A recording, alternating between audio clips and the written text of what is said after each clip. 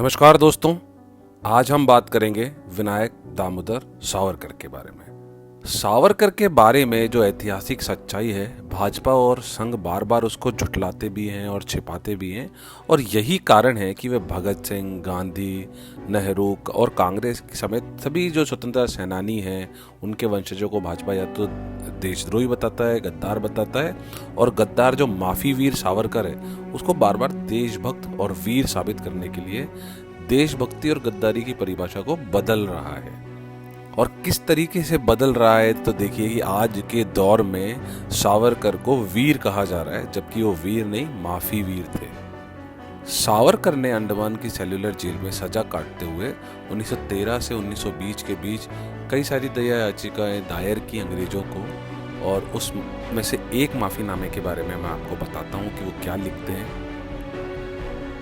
सावरकर लिखते हैं कि अगर सरकार अपनी असीम भलमत चाहत और दयालुता से मुझे रिहा करती है तो मैं यकीन दिलाता हूं कि मैं संविधानवादी विकास का सबसे कट्टर समर्थक रहूंगा और अंग्रेजी सरकार के प्रति वफादार रहूंगा।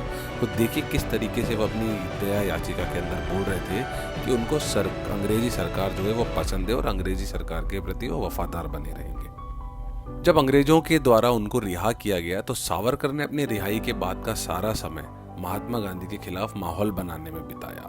1937 में जब पूरी तरीके से उनको रिहा कर दिया गया और तब से लेकर के 1966 में अपनी मृत्यु तक सावरकर ने कुछ ऐसा नहीं किया जिसे राष्ट्र सेवा कहा जा सके या जिससे वीर कहा जा सके या उससे राष्ट्रभक्तों ने कहा जा सके। सावरकर उस हिंदुत्व के जन्मदाता हैं जो हिंदू और मुसलमानों में फूट डालने वाला साबित हुआ। मुस्लिम लीग के द्विराष्ट्र के सिद्धांत की तरह ही उनके हिंदुत्व ने भी अंग्रेजों की बांटो राज करो की नीति में सहायता की। जो स्वतंत्रता संग्राम लड़ा जा रहा था वह मुख्य रूप से एक स्वतंत्र, लोकतांत्रिक, धर्मनिरपेक्ष भारत के लिए कांग्रेस के नेतृत्व में लड़ा जा रहा था। मुस्लिम राष्ट्रवादियों ने मुस्लिम लीग के बैनर तले और हिंदू राष्ट्रवादियों ने हिंदू महासभा और आरएसएस के बैनर तले इस स्वतंत्रता संग्राम का यह कहकर के विरोध किया कि हिंदू और मुसलमान दो पृथक राष्ट्र हैं।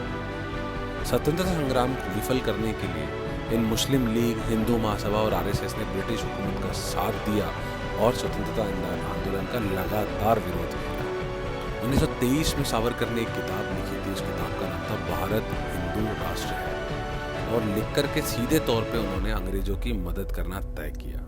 उन्हें जब 50 साल के काले पानी की सजा हुई थी, लेकिन वो 10 साल के अंदर ही उनको रिहा कर दिया गया और अंग्रेजों ने उन्हें हिंदू महासभा को संगठित करने का भी अधिकार दिया और उनकी पेंशन भी तय की गई। उस समय पर उनको 60 रुपये प्रति माह की पेंशन दी जाती थी, जो कि उस समय के जिला कलेक्टर की तनख्वाह से भी ज़्यादा थी।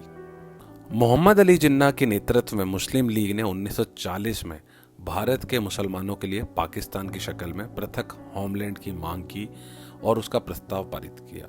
लेकिन सावरकर ने तो उससे काफ़ी पहले लगभग 1937 में ही, जब वह अहमदाबाद में हिंदू महासभा के 19वें अधिवेशन में अध्यक्षीय भाषण कर रहे थे, तभी उन्होंने घोषणा कर दी थी कि हिंदू और मुसलमान दो पृथक राष्ट्र हैं।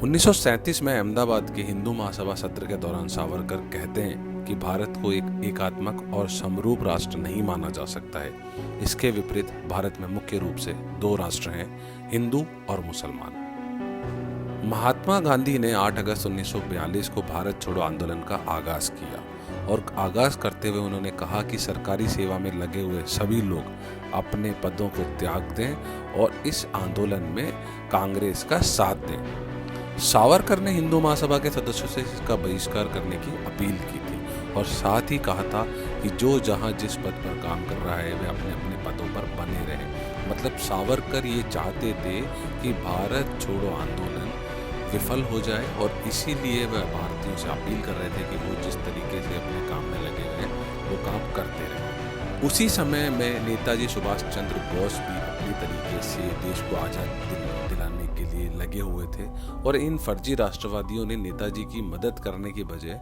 नेताजी के मुक्ति संघर्ष को हराने में ब्रिटिश शासकों के हाथ मजबूत किए। हिंदू महासभा ने वीर सावरकर के नेतृत्व में ब्रिटिश फौजों में भर्ती कराने के लिए अलग अलग जगह पर शिविर लगाए। तो इस तरीके से जेल से छूटने के बाद से लेकर के 1947 तक सावरकर सिर्फ अंग्रेज़ों की मदद करते रहे और जो अलग अलग स्वतंत्रता संग्राम हुए उनका विरोध करते रहे। कल हम बात करेंगे उस सावरकर की जो महात्मा गांधी हत्याकांड का मुख्य अभियुक्त था। तब तक धन्यवाद। जय हिंद।